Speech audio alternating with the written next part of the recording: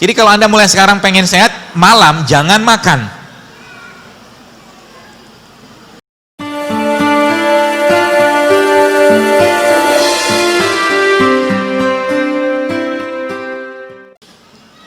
Bisa nggak begitu? Karena kuncinya satu. Jadi saya sering sampaikan ini, kalau Anda bisa mengendalikan ini luar biasa loh.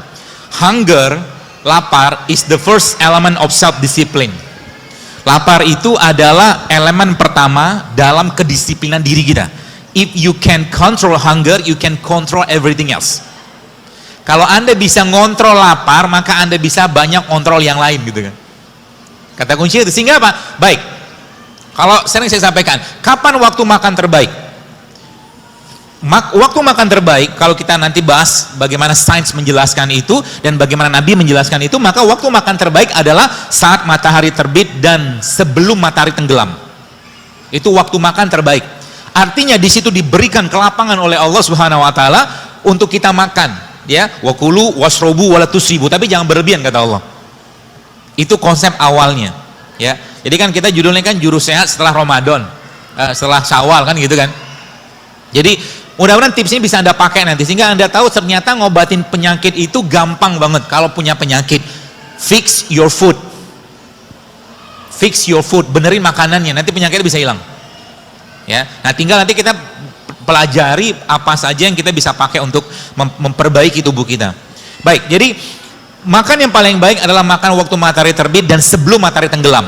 Itu sebabnya Nabi SAW habis Isya ngapain? Nggak makan lagi. Jadi kalau Anda mulai sekarang pengen sehat, malam jangan makan. Baru saja ngomong begini gitu kan, tiba-tiba suami, istri, anak bawa martabak, bawa nasi goreng gitu, baru saja. Apa yang Anda katakan? A'udzubillahi minasyaitonirrajim. Gitu. Jadi kenapa? Karena memang Rasulullah SAW habis Isya nggak makan, tidur.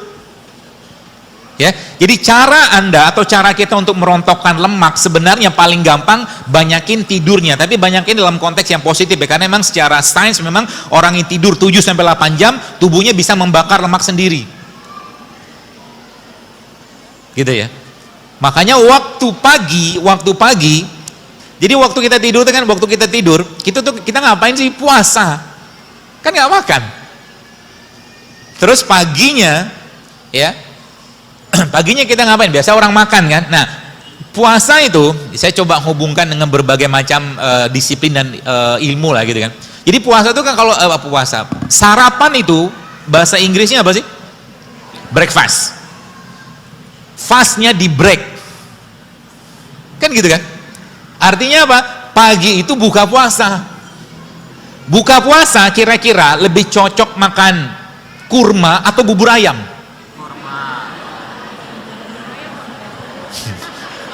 Pengennya kurma dok, tapi kenyataannya bubur ayam. Kalau khilaf sekali sih oke, tapi khilaf berulang-ulang doyan namanya pak. Khilafnya istiqomah dok.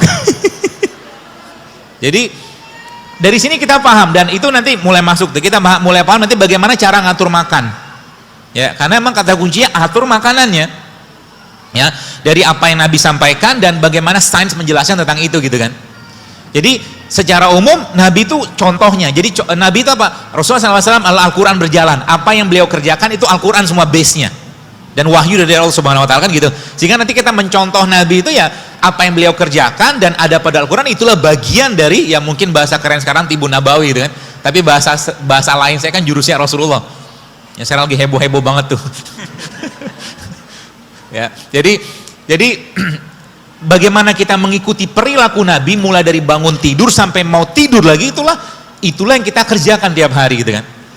Nabi makan apa? Saya sangat yakin kalau seandainya di zaman Nabi itu ada cilok, ada cireng, seblak, Nabi nggak makan. Kenapa? Waktu sahabat radhiyallahu ajmain mereka makan biawak, Nabi nggak makan biawak loh. Betul? Boleh nggak biawak? Boleh, tapi Nabi nggak makan karena yang namanya Nabi itu makannya pasti bener, pasti bagus gitu kan, the best lah gitu kan. Nah kita kan bisa contoh, mungkin tidak semua karena kita juga ya nggak usah bicara kita bukan Nabi, kita nyontoh sahabat itu udah luar biasa gitu kan. Jadi intinya apa yang kita bisa contoh aja. Contoh mungkin Nabi rambutnya kan sampai ke bahu kan, gitu. Bisa nggak kita contoh? Ya kalau misalkan kita bawaannya dari dulu memang botak, ya mau contoh apa gitu kan? Gak usah pakai implan rambut, gak usah. Tapi yang bisa kita contoh misalkan Nabi six pack gitu kan. Kalau bahasa hadis itu kan perut Nabi itu kan seperti batu bersusun. Jadi kalau Anda katakanlah pengen six pack, boleh nggak? Boleh, karena Nabi begini gitu kan. Gitu. Jadi istrinya kan seneng ngelihatnya. Jangan buka aib gitulah, Mas. Enggak, mastiin dok, apa spek atau one pack? Iya. Gitu ya. Jadi perempuan juga sama lah begitu. Jadi cobalah kalau ada saya dengar satu ceramah gitu kan. Ada suami itu tanya, jadi kalau perempuan tuh bermake up, pasti suaminya tanya mau kemana gitu kan. Jarang dia make up untuk suaminya gitu kan. Jadi dia berhias-hias itu untuk di luar. Kita nggak bahas itu lah. Baik, jadi makan terbaik kapan? Makan terbaik itu waktu hormon laparnya lagi tinggi-tingginya. Kapan? Siang.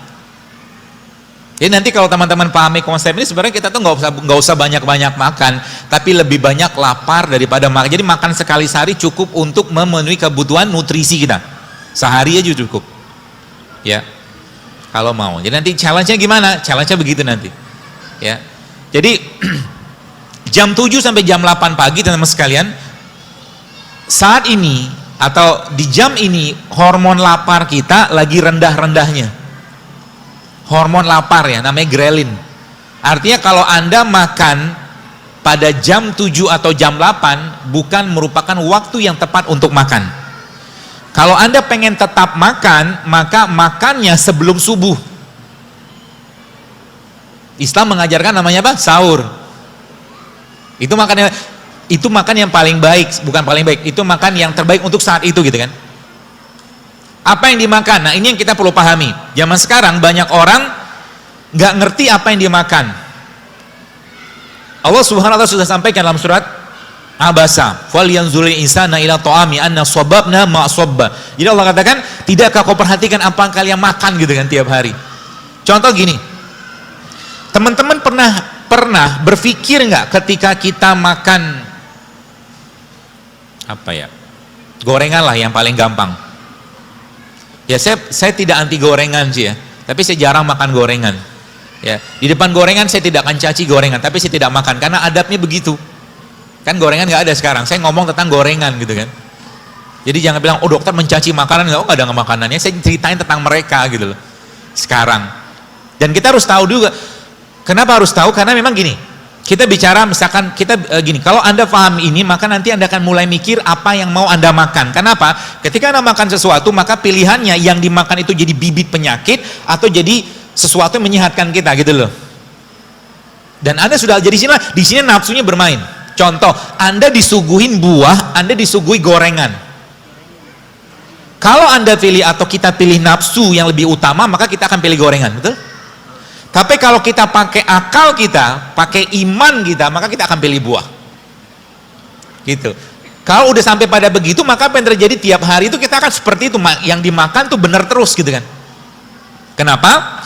Karena kemarin ada teman yang nge-WA saya, 10 tahun yang lalu saya sudah pernah tulis di Twitter, zaman Twitter. Saya bilang, suatu hari kelak, suatu hari kelak Indonesia ini akan kebanjiran autoimun kalau pola makan masih kayak begini. Ternyata benar sekarang. Autoimun kan luar biasa sekarang. Lupus lah, rematik lah, banyak banget. Gara-gara apa? Gara-gara orang nggak ngerti apa yang dia makan. Orang kampung zaman dulu nggak ngerti sosis, Pak. Betul? Orang kampung dulu nggak ngerti nugget loh. Orang kampung dulu nggak ngerti makanan atau minuman kemasan. Mereka minumnya air kelapa. Kan gitu. Tapi sekarang yang dimakan mereka apa? Sebagian besar sudah kemasan semua. Kata kunci pertama mulai sekarang, avoid processed food. Jadi kalau Anda mau sehat mulai sekarang, hindari semua makanan yang diolah. Jadi kalau Anda pengen makan apa ya, makan bakso, boleh nggak? Boleh sekali-sekali. Tapi Anda makan bakso itu pengen makan dagingnya, tepungnya, atau rasanya. Kalau Anda pengen makan dagingnya, maka makan daging, bikin sup ikan, bikin apa gitu loh. Tapi kalau Anda pengen makan rasanya, maka kita sudah kecanduan. Nah, ini saya sampaikan berulang-ulang.